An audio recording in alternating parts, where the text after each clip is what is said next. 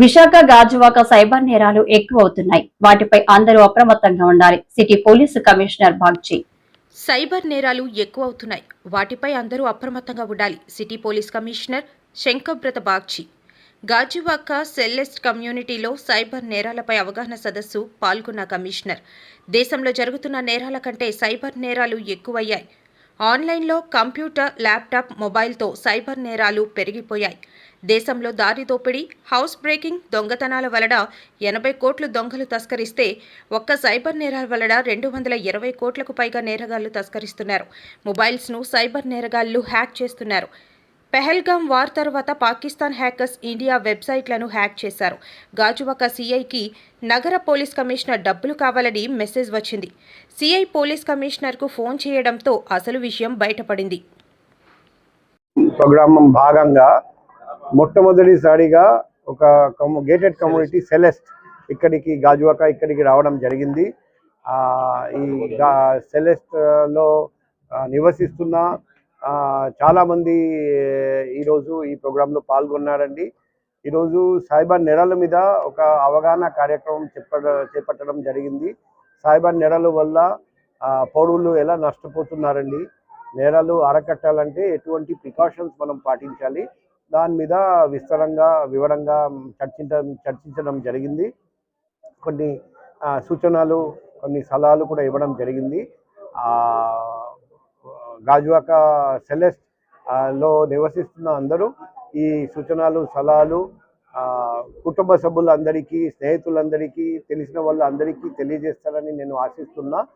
మనం అందరం జాగ్రత్తగా ఉంటే, మనం అందరం అలర్ట్గా ఉంటే మనం సైబర్ నేరాలు పూర్తిగా అరికట్టగలుగుతాం. ఆ సైబర్ మోసగాళ్ళు కూడా వైజాగ్లో ఎటువంటి నేరం చేయలేరని నేను ఆశిస్తున్నా.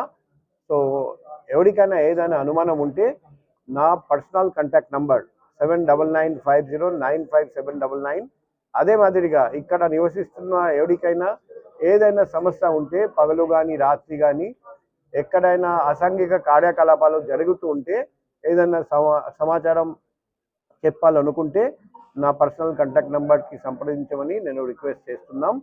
Vizag city police and Gajuwaka police 24/7 Celeste ప్రజలందరికీ అండగా ఉంటారని ఈ సందర్భంలో అందరికీ మరొకసారి హామీ ఇస్తున్నాం.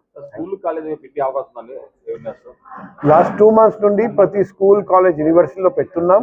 ఇప్పుడు స్కూల్, కాలేజ్ సెలవు కాబట్టి ఈ టైం గేటెడ్ కమ్యూనిటీ దగ్గరికి వచ్చి మేము ఈ కార్యక్రమం చేపడుతున్నాం.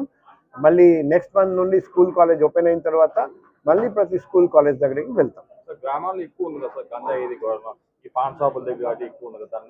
ఇప్పుడు గ్రామాల్లో కూడా అవగాహన కార్యక్రమం మనం కొన్ని పెట్టాము.